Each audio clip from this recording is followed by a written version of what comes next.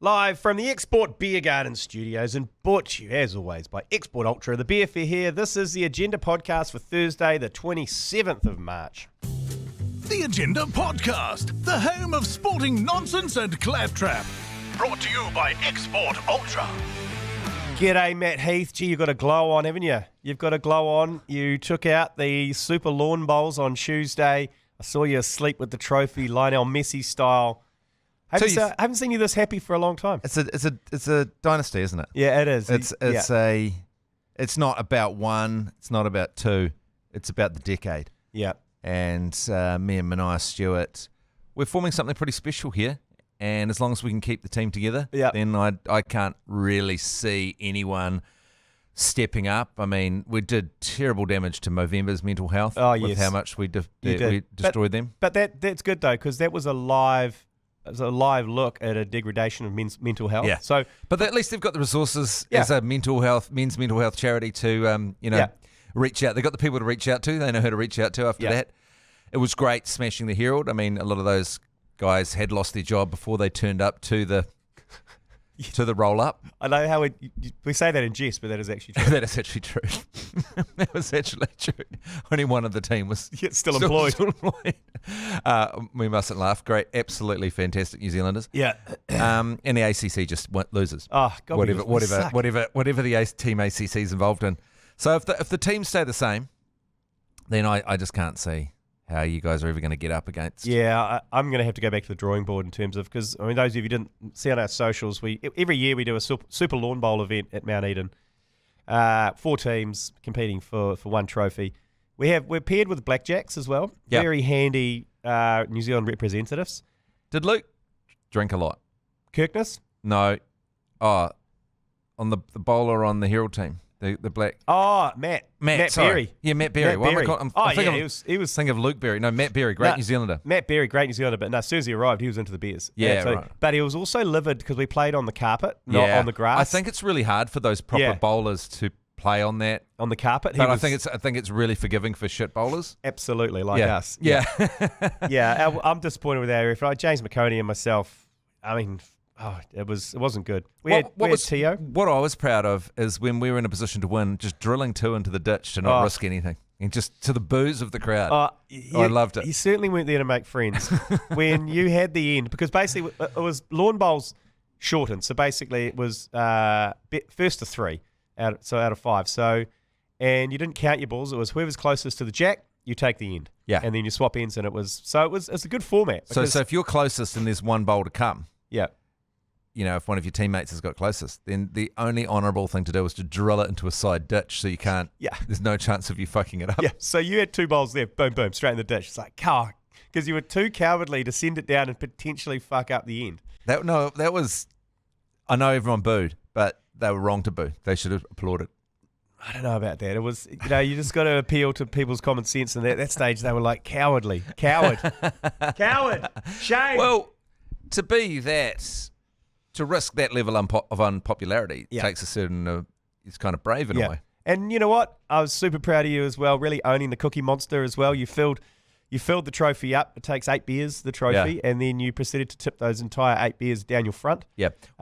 Well, the thing was, there's been a bit of controversy about that because I refused to bowl in Radio Hodaki strip because I'm now at News Talk ZB. So I grabbed some News Talk ZB gear. I didn't know that even existed. Neither you did well. You did well to rustle that up.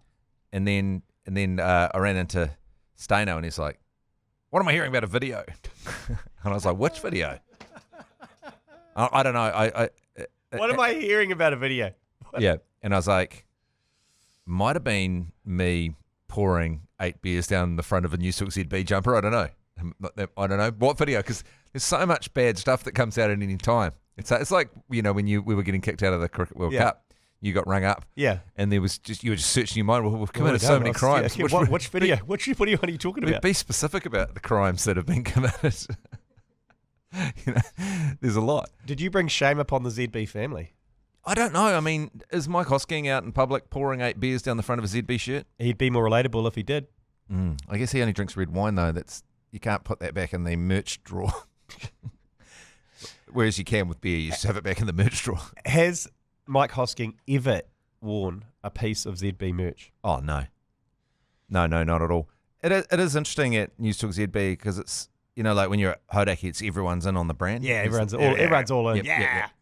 But I mean, I think it's a bit different at ZB. You're your own show to a certain extent. Right, you're going to bring out your own merch then? Yeah. 12 to 4. Yeah, 12 to 4. Call it 12-4. 12-4. Yeah. Want your 12-4 hoodie? Yeah, and I'll make it waterproof so you can pour booze down it. Or put a funnel at the bottom that can go back into the can. So you Cookie Monster it, and it's a special shirt. Oh, yeah. It's waterproof, and it runs off into a little trough at the bottom and then a little hole. Kind of like a Freeman suit. What do they call the suits in June? The Freeman wear them. I can't remember what they're called. Little waterproof frogman suit. Yeah, and so everything gets reprocessed and put back around the system. Yeah, there you go. Yeah. So there's your first piece of 12-4 merchandise. And you put it on, and like in June, it'd be like, so someone taught you how to wear this before?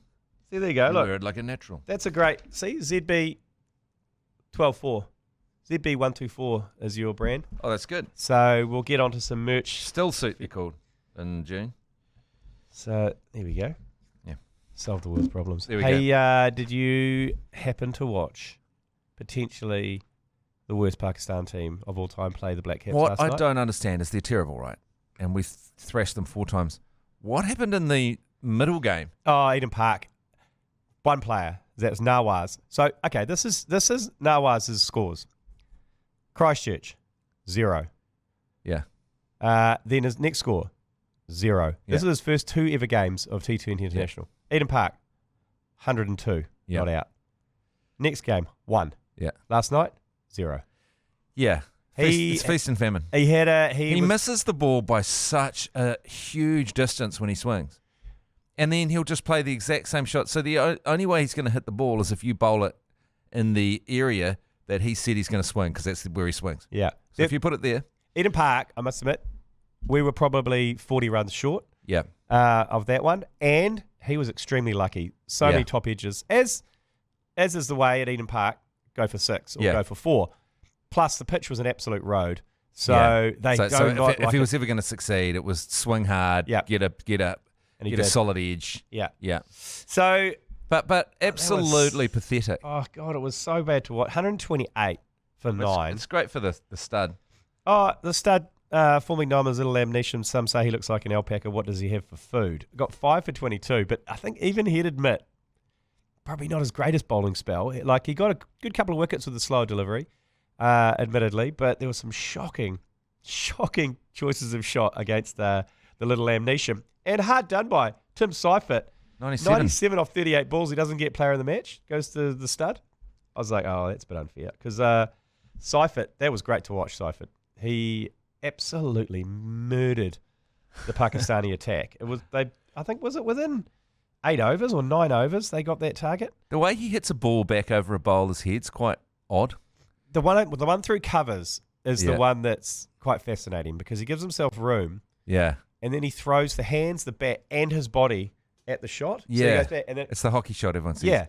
But he kind of does this sort of pull shots drive. Yeah. It's odd. It's very McCullum. Yeah. Everything about him. The way when he walks out, I go, oh, McCullum. Oh, no, it's not. Of course it's not. But he does model himself on McCullum. Yeah, right. And during his early days, I think he got coached. He actually was mentored by McCullum. Well, so it's you great to have a McCullum type figure in the team. Yeah, so, I mean, I don't know what we've got in store. They made 5 changes, Pakistan, last night. I didn't even know they had 5 more people on the tour, but they did. Now we've got a series of ODIs. Yeah, and are they going to, the way they attack those T20s, and T20 is smash and grab. You've got to go for it, but they took it to a next level of just ridiculous. They had no interest in, you had overs where they would not make contact with the ball for the entire opening over, but then not adjust at all. Oh, no, actually, what's his name? Nawaz, sorry.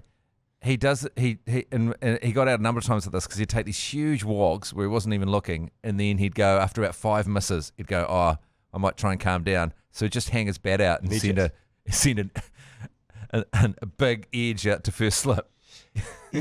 Yeah, and everyone's saying, look, it's Miller Ramadan. Difficult for them because they bring the dates and chocolate milk out when the sun goes down for iftar, for their cultural break. They're calling it. It's not going to get much better because the one day on Saturday is from 11 till 6 during the day. So these guys can't drink or eat from 11 till 6 when you're playing international cricket. How's that going to go? What are they doing? I know. Don't book a tour in Ramadan. It finishes on Sunday, so at least the last two, the following Wednesday and Saturday, they'll be able to eat and drink. But that's almost dangerous. Yeah. But I don't know how hot it's going to be in Hawke's Bay on Saturday. But they actually, after when the sun goes down and they can have a little bit of a eat. There's a couple of overs, 3 or 4 overs after that where they don't play very well. Yeah, because you just after a fast and you got a full belly. Yeah, yeah. They dates are the ones because they say the dates are slow releasing energy. Right. But they bring out a plate of dates and some chocolate milk and a smoothie because luckily they batted first, so the rest of the team got a feed before they fielded. But they still sucked on the field. So we've got live coverage of that first one day, 11 a.m. this Saturday, live and free on iHeartradio. Thanks to Razine and to Max Raft. We'll take a quick break, Matt Heath, because we've got a new name for the Mount Smart Stadium, Go Media. Right, being a hardcore Warriors fan, season ticket holder, member, Matt Heath. Dylan Walker has been released immediately to go to Aussie under compassionate grounds. Now, a great comment underneath the announcement said, rename Mount Smart Stadium Compassionate Grounds. I think it's insulting from Australians to say that it's hardship to live in New Zealand. That's what they're really saying. Like they can't. Yeah, it's too. Yeah, it's just too boring. I did hear Darcy on your show yesterday say every time it's compassionate grounds, it's usually to do with family, which is a signal to say don't ask any questions because you can't ask questions about family, which always stinks of bullshit. I just want to get out of my contract. Yeah. Contracts don't mean a single thing in rugby league. It's a business deal. Unfortunately, these guys are assets. Yeah. In a business. Yeah. And they get traded like assets like they do in the NBA, NFL, everywhere else. And everyone goes, well, if he doesn't want to be here, he won't play well. Well, he's a piece of shit then because he's paid to play well. Yeah. It's like he's going to be sulky the whole time if he doesn't get to go. If he's going to be sulky McSulky, then that's his problem. I mean, it's annoying because he's a great player. So, but do they actually ask for the reason? Or do they just go, family reasons, and you're not allowed to ask the question? I don't know. That seems rife for corruption. But it seems like are the Warriors the most compassionate team in the NRL? Yeah, I mean, who are the Australians that have come here and stuck with us? What's his name? Yeah, Steve Price. He's got a 4 square. Yeah, that's right. Yeah, so he settled in. Some have just come here and decided to be New Zealanders. Yeah, usually at the end of their career though. Yeah, right. And want to retire. You got some young bucks come over here and go, what the fuck? So is family reasons and compassionate leave that you went back home for a weekend, hooked up with someone hot? Yeah. And then you played the Roosters over there. And you're like, and then you're like, I want to have sex with her. Yeah, maybe. Also, I think you're under the microscope a little bit more in New Zealand because we've only got one team. Yeah. Everyone knows who you are. So, you probably kind of in the spotlight a little bit more. Whereas you go to Sydney, every second league player is doing a bubbler in the pub. So it doesn't really matter if you're doing a bubbler in the urinal. People go, it's just the league guys because there's so many of them there. Whereas here you can't. The anonymity is. Yeah, it'd be really interesting to see how many. Has there anyone been let out of their contract for compassionate leave in Australia? An Australian team? Yeah. Has there been? I've never heard. Never heard a compassionate leave one on any of the Australian-based teams. It's just that they hate New Zealand. Yeah, or they've got someone pregnant on the Gold Coast and they've got to go play for the Broncos or something. Yeah, but I think the problem with Australians as well that play for the Warriors, they never grow up thinking, I want to be a Warrior. Yeah. So they don't have that, it's, no matter how good the Warriors are, it's never their dream team. It's not one of their dream franchises, But New Zealand and Pacific Islands are like a breeding ground for rugby league. Yeah. You look at the reserve grade team. Every week they spank their opposition by like 40 or 50 points. Sometimes, Kiwis and New Zealanders will run away back to New Zealand if they've got gang trouble or something. And yeah. Okay, well that's a positive. So we just need to maybe stir up the gang problems over there. Sometimes. Just needs Sometimes they have to, when things get a bit hot, they have to move to Auckland. Yeah, that's true. So, but there seems to be a lot of, New Zealand leagueies that go to Australia and they're quite happy over there. Yeah. And they stay there forever. And then then you hear their kids talking and they've got Australian accents. Yeah, we are a bit of a rehab centre. Remember Kieran Foran had Yep. some issues over in Aussie, played 1 year, Yeah. then left again. Yep. Then we had Reece Walsh, who came back on some sort of rehab as well to get his relationship back together, and then moved back to Brisbane. Yeah. It's like, fuck you guys. Yeah, fuck you. Fuck you guys. Liam Lawson, poor guy. So It's so predictable. I know, but So they've got a car that no one can drive apart from strap on. And so they keep people putting in the other car and they can't drive it. And they go, well, let's put another guy in there Also, who can't drive it. It was 2 mechanical issues that forced him to go from the pits and the first race as well. It was like... And a crazy race in the rain. Yeah. I really feel for Liam Lawson. And you know what? I don't think he'd be too upset because it looks like the Racing Bulls cars are better than the Red Bull car itself. Yeah, but they'll never be allowed to win. No, they will, because I think they're not in comms with there are competing teams. They're the feeder team. They'll never be. They'll never be able to win. But Yuki's allowed to. He's not the answer. No, Yuki Tsunoda. Well, because you could kind of think, well, it's in Japan, so maybe it's the hometown guy, all that kind of stuff for one race. But that's not what they're saying. Hometown advantage means fuck all. Well, right? not hometown, you know what I mean? Like, financial advantage. Hometown financial advantage. That's what they keep saying. I'm like, I don't know if that's... What's that? They're going to sell a few more tickets? Is that... I mean, what's that for Red Bull? He was not given a chance to succeed. No. At all, which is interesting. But, okay, there is 10 teams, right? And so 20 seats, going to be 11 teams at some point. So it seems likely to me that, Liam Lawson probably will never get back into the, not Red Bull. Not Red Bull. But he's a good driver. So, there'll be another seat for him. I'd love him to just give the finger to Christian Horndog and say, like, fuck it, I'll race for Racing Bulls.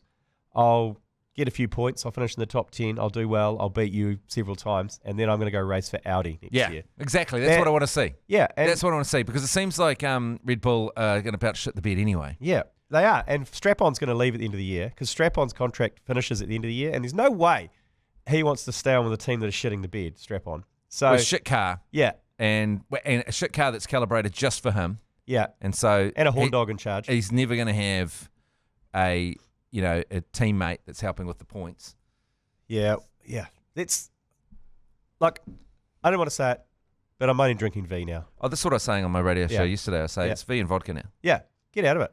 Fuck him. Get out of Red Bull. But also, I think we should also be...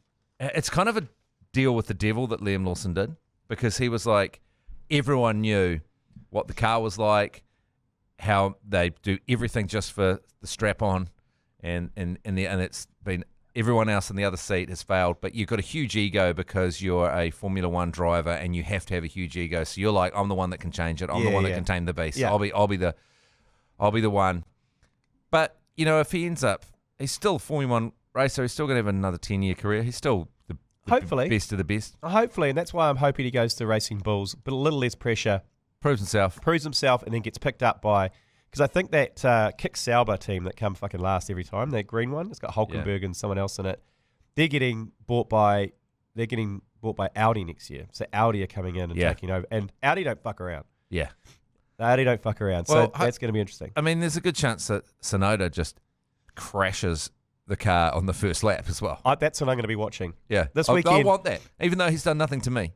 Oh, nothing to me either. But I want. But he's hurt our Liam. Yeah, I want him to crash, and I want safely be fine. Yeah, I want maybe snap the back axle hitting a tyre wall or something. Yeah, but that's about it. And also want strap-on to crash. Yeah, into Christian Horndog. Yeah, while he's sitting in that little seat on the side of the. It's so annoying because it was so exciting, Liam Lawson. I know. And look, I don't know a lot about it. I love it, but I don't know a lot about it. So I was just like, oh, he's fucking amazing. He's going to be incredible. But he is fucking amazing. He is fucking amazing. But it's just set up that he can't possibly succeed, and he doesn't get to practice. And that's the whole thing about F1. You don't get to practice, so you don't get a lot of time in the car. So he's had 2 races, one in wet, one with absolute fuck up from everyone apart from him. Disaster. Maybe let him have a run on a course that he's raced before and actually knows? Someone must have been running angles on him before the season started. You can't tell me this is just from 2 races. Because aren't they saying that maybe someone's put up $10 million? There's some rumours. Well, there's Honda. But Honda's deal with Red Bull ends at the end of this year. So I don't know what the long-term strategy of that is, getting Yuki Tsunoda in there, who's obviously Japanese Honda related. Yeah. So he's not going to be there anyway. Who knows? Anyway, it's going to make for great fodder on Drive to Survive Season 8. Yeah, that's true. It's like the first 2 eps are done. Liam Lawson has provided everything they need. Oh, poor bastard. Poor bastard. But hopefully it's a good story. This is the good Netflix story, is the redemption. From disaster to triumph. He moves to a lesser team and fucking kicks ass. How much can they stop the feeder team from winning? No, they can't. From winning, they can't. No way. They can't. I think they can affect them, like, in terms of don't fucking crash into the Red Bull guys, please.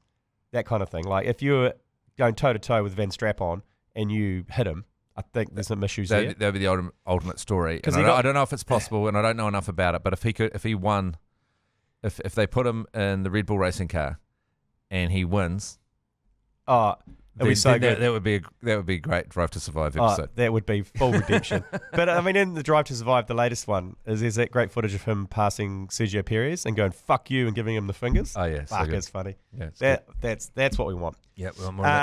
Hey, Peter Crouch, the 2-meter tall English striker, who famously said his similar lines to Dan Vittori. He was asked a question in a radio interview, what would you be if you weren't a professional football player? And he said, a virgin. He's an unusual man. He's got big teeth, but he's got a very successful podcast over there. And he's listened to the agenda and he's climbed on board with streakers. Have a listen to this. Not that naked's gone out of fashion though, isn't it? Like for me, it's not. Well, the naked you only streaked naked back in the day, didn't you? Yeah, there weren't really a pitch invader, was it? It was only if you was a People are just coming on with cameras now trying to take selfies. Get your knob out. If you're going to do it, you know what I mean? Like, it's just... a streaker for me. That's not a streaker, is it? Well, that's a pitch invader, isn't it? Yeah. And I think a streaker. Yeah, so it's different art. For me, so what I'm saying is, there's no streakers anymore. Yeah, you're right, because there was no real reason for streaking. No, was there? It was just hilarious. It was just fun. It was just funny. Yeah, and the more... Yeah, see, that's such a good point. And we've been saying it for years. Get your knob out or don't do it. Yeah, those ones that run on holding their phone up I want for their TikTok. They should be jailed. There should be an instant 10-year jail sentence for that. Tasered, jailed. Tasered, yeah, in front of the crowd. Yeah. With their phone going... basically, anyone that's shooting a TikTok video at all should be tasered. That's true, actually. Yeah. This is a humiliating platform. Absolutely humiliating. And anyone watching stuff on TikTok, if you're a grown adult and you're watching TikTok, I know. If you're over the age of 25... Yeah. And you're... doom scrolling TikTok. Yeah. You're just erasing. Have you seen that movie, Adam Sandler movie called Click? Yeah. Where he just jumps through, fast forwards through pieces of his life because they're too boring? Yeah. That's what you're doing. If you're sitting doom scrolling TikTok and you're over 25, you're just erasing parts of your life. You're just fast forwarding your life. You're just sitting there. You might as well turn your brain off. You might as well just unplug everything. Get asked to be put in a coma. Because you've just decided not to be part of human. You're not a human anymore. Yeah. Yep. Hey, from the Super Rugby desk, James O'Connor, he's got the ACC bump. We put a clip out on Monday because we noticed he had a hickey on his neck. Oh, yeah. When he came off the bench for the Crusaders. And we put the clip up. And we didn't know how it was going to go, actually, because we tagged him in it. And we thought, oh, shit, this might not go that well given, he's married and he's over in New Zealand playing for the Crusaders. It might well be a hickey that not received from his partner. But he reshared it and tagged in his wife and said, it's cupping, I promise, because they obviously had a neck injury and they do that cupping. Anyway, he's got the ACC bump because now he's starting at number 10 for the Crusaders this weekend. This comes straight after obviously that video we released with the hickey. So no doubt he's going to have a massive game on Saturday. Hopefully he's got a couple more hickeys to show off. He's unrecognisable from what he looked like when he Bieber. first... Yeah, he was Bieber. He was a twink. Yeah. And now he's a man's man. Yeah, he is. He's filled out. It's short here. I'm enjoying him. I like him. He's got to the point of his career where he gives no fucks as well. Yeah. And so he's free to do whatever he wants. He's free to get a hickey and run out on live television with a hickey on the side of your neck. And Lions, that's cupping. Yeah. So we've got coverage of the Canes versus the Retards on Friday night at 7 o'clock live on iHeart and on Radio Hauraki. And then the Crusaders are hosting Moana Pacifica on Saturday night as well, 7 o'clock. Again, that's on iHeartradio. And It's a crazy Radio table Hauraki. at the moment, isn't it? It's out of control. And I do this thing with the Big Show where I give my predictions for the weekend and they flip a coin. Yeah. And the coin is kicking my ass because there's so many upsets Yeah. that I can't pick it. And so I said to them, look, this is what's so good about the Super Rugby competition this year. Is you can't pick it. And they're like, Like whatever, you're the shit. I was like, oh, no. Nah. But the thing is, like, you take the Blues and Crusaders at Eden Park. Yeah, I didn't see that coming. No. And Who would have seen that coming? Absolute thrashing. yeah, and then Fiji beat the Chiefs a few weeks ago. You've got Highlanders got beaten by the Reds at home. I didn't see that coming. So it's a great comp at the moment. Moana Pacifica beat Hurricanes. Yeah, I hope they do really well down in Canterbury, but I fear they're not at the moment because disgustingly the Crusaders seem to be on a bit of a roll at the moment. But speaking of Super Rugby, thanks to Max Raft, we got a chance for you to commentate the Super Rugby final in June, live on iHeartradio. It's New Zealand's next top commentator, we're calling it. So you can, you and a mate will call the Super Rugby final. You can get your family to listen. Probably the only people that will be listening. But hey, it's a chance for you to show us your skills. To enter, all you have to do is jump on the talkback function on your the ACC iHeart stream. So you'll just see the little microphone button if you download iHeart.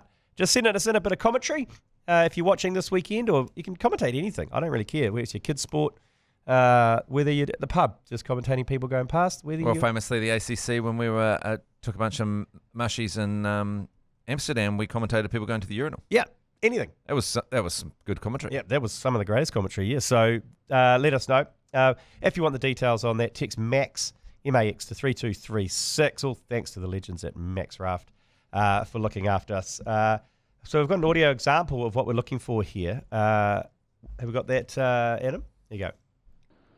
Ratsma with the back door play to McKenzie. McKenzie finds Vi in the wide channels. Vi to Carter. Carter, Bumper, there he is. The Chiefs will win it all. Chiefs, mana, stick that up your ass, you chasing Crusader pricks. Fuck off. That's all you ever deserve. Fuck off back to Christchurch. The Chiefs have won it all. Chiefs, mana, are the champions. That's good. Yeah, that's good. That's good. See? Yep, there we go. That is very, very, very good. Obviously, if you're from Christchurch, I'd prefer a bit of more of a roll on the Ratima. Cortez Ratima sneakers. Cortez Ratima sneakers. But apart from that, perfect. Yeah, so there you go. Well, if you're from Christchurch, you need to respond to that, or you're from Crusaders country. Don't put up with that shit. Don't put up with that Chiefs mana shit. Let us know what you got. Again, text MAX to 3236 for all those details, or just jump on the app, press the microphone button and show us what you got. We'll take a quick break. We've got a few yours pleases to get through. Yours, please. Brought to you by Leader, home of the lasagna topper. I was thinking the other day, Matt Heath, I think you should introduce the talkback function for your radio show on ZB. Oh, yeah. Because it limits it to 30 seconds. I found that having listened to a few of your shows, some of your callers bang on a little bit. And yeah. I know you feel it's slightly uncomfortable to interrupt them and tell them to shut the fuck up because they genuinely gone out of their way to call and you don't want to interrupt them. We've got a lot of callers, though. No, it's hard. You've got to try to find a break. It's harder than you think because if they don't actually get their story out, then it's like diminishing returns. Yeah. So if you got a minute and they haven't got their story out, then you go, well, fuck, we've wasted that minute. Yeah. So maybe you can move if you. Yeah. 30 seconds is not long, but you've got to get to the point. Yeah. With the talkback function. Yeah. Maybe you should open it up to succinct talkback people for your 30 seconds. No, I'm getting better at cutting people off. Friday iHeart Talkback. Because we're in the Hosking Memorial Studio, it doesn't have really the facilities for talk because he doesn't do any talk. Oh, okay. So no one else in that studio does talk. So it's a one way, isn't it? That he's a fax machine stuck on send. Yeah, he just sends. So he just reads out he just reads out a bunch of stuff a producer's written down for him to read out. So it's more of a reading exercise from him. Yep.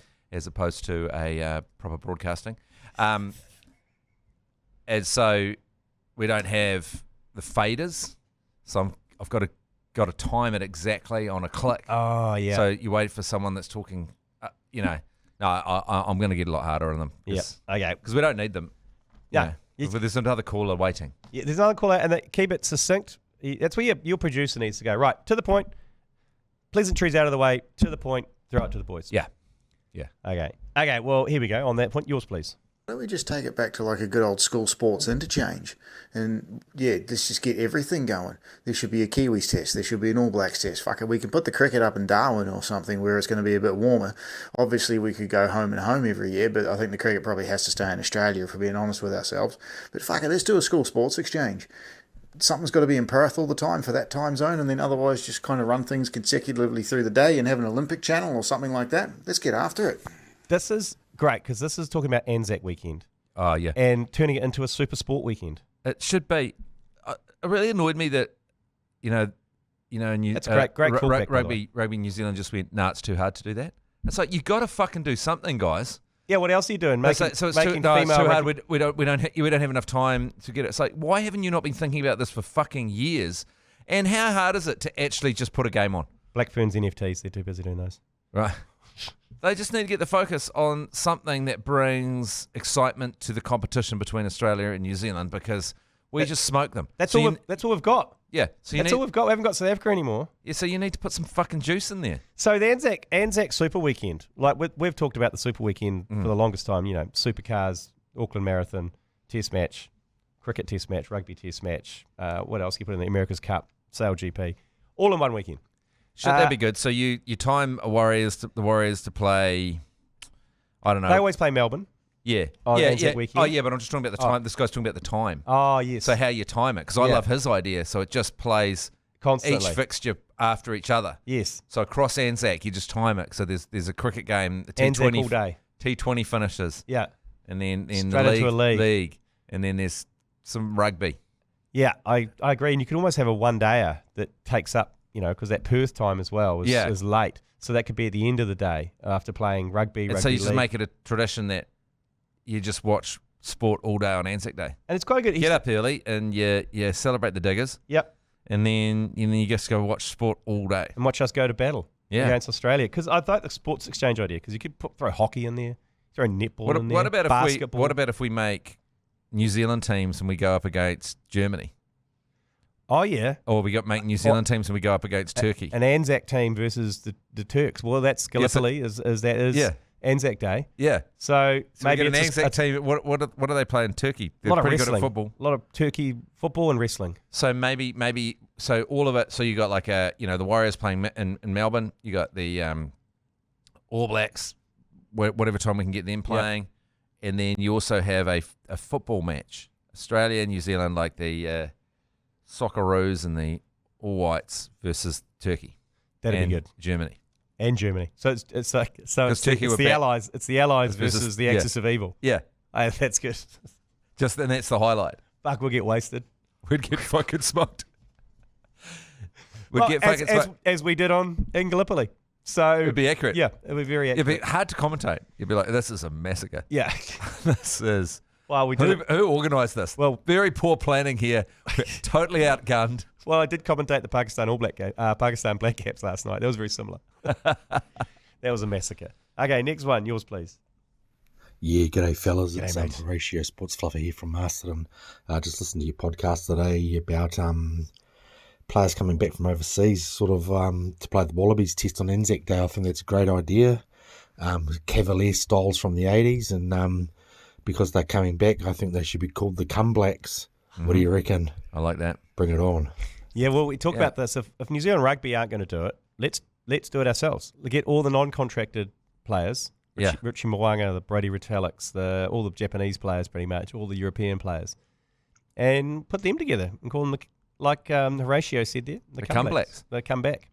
Yeah, to play. The Come Blacks is good. So, and then they enter in, they're like a, Red Bull Racing type situation. So they're competing against the All Blacks? Yeah.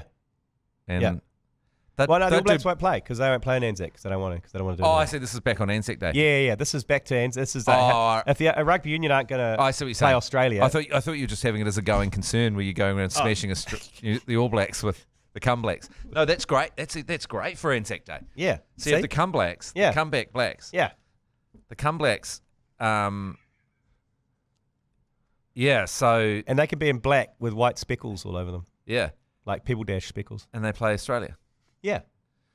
Seriously, is the rugby, Rugby New Zealand, are they a communist organisation? I'm not sure, but it They seems don't seem to be able to say or do anything. cool. Yeah. No. It just seems like they're behind the Iron Curtain and everything else is Yeah, developing and been leaving them behind. What? There must be some blockers somewhere. There must be. I'm 'Cause sure there's people in there. Like, Because fuck it, we should do people have this. known that it was going to be an Anzac Day for a long time. It's 25th of April. Yeah, 25th of April. So last Anzac Day, you'd think someone would have gone, hey, that would have been good. Or the Anzac Day before that, or the Anzac Day before that, or the Anzac Day before that, or the Anzac Day before that. Yeah. But to come up and say, oh, we don't have, their answer was, oh, no, we can't. We looked into it, we can't do it. So how long have you been looking into it? You should have been looking into it for 50 years. Yeah. I'm sure there's people in there who want it, but I just don't understand. They just seem to be a very undynamic organisation. So I just wonder if they're communists. Potentially. Red's under the bed. Yeah. Maybe they are. Maybe they're like... Fucking Russians. Maybe... You think the Russians have infiltrated the rugby union? Is that what you're saying? Yeah, Russiagate. Putin. Yeah, it's Putin. It's Putin. Fuck. It's Gorbachev. Mikhail. Mikhail Gorbachev is in there somewhere. Well, Mikhail Gorbachev's head was on the pitch at Westpac Stadium, Sky Stadium, a few years ago. I don't know if you remember that. Can you remember that game? Yeah. That was quite unusual. Well, that was the sign. That was the signal. They were telling us. That was the signal to the rest of the world that we've taken over the rugby, New Zealand rugby. We're just going to slowly sort of wither, because it does look like some kind of behind the Iron Curtain communist rally when you see the All Blacks play, because everyone's got matching black. Yes. And no one celebrates. Yeah, and everyone's in puffer jackets or long jackets. Yeah. It looks very... I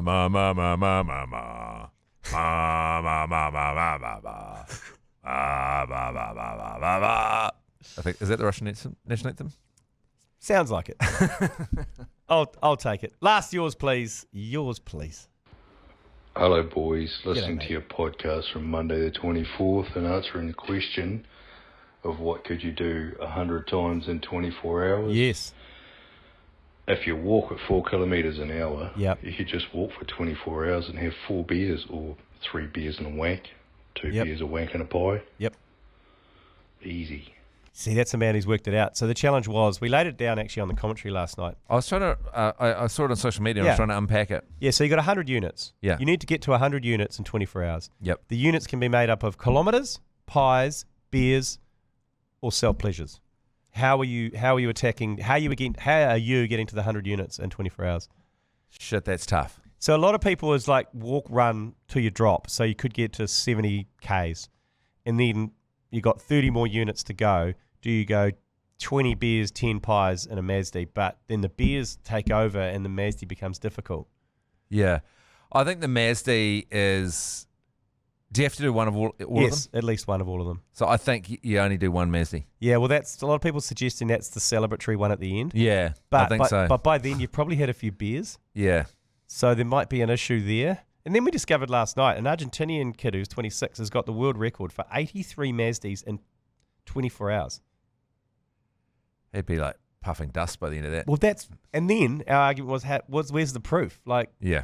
Was the Guinness Book of World Records officiators there? yeah, and they reckon they did it on heart rate. So to reach whether it was reached to completion. Because yeah, but you're right. He'd be puffing dust at the end. Pa. Yeah, does that count? I don't know.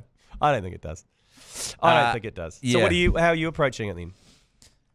That guy there is sensible. He said just basically walk, run Yeah. at 4 kilometres an hour for 24 hours and you've nailed the 100 Ks. Yeah. And then just celebrate with a beer, pie and a wank.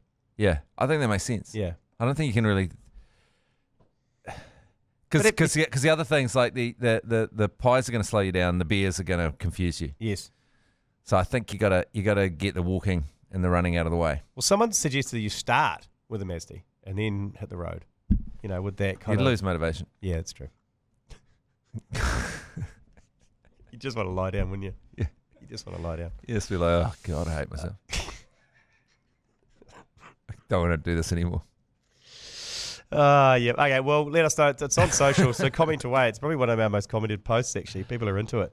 Isaac from the office said 99 wanks and a cream pie. Cream pie is not one of the options. Oh, cream pie, yeah. Yeah. Yeah. So, anyway. Well, Isaac could do that. Yeah, I know. I'd back him. But Yeah. I'd back him to drink 99 beers. I would also drink. I would absolutely back him to drink 99 beers. Yeah. Okay. So that will knock this one on the head. Thanks for coming along, Matt. Like this afternoon with your Z beers. Keep them tight and bright. Yeah, I'll try and tighten them up for you. Yeah, that'd be great. That'd be rein awesome. them in. And we'll be back tomorrow with another episode of The Agenda. Catch you later. You've been listening to the ACC's Agenda podcast, brought to you by Export Ultra. For more episodes, like and follow on iHeartradio or wherever you get your podcasts.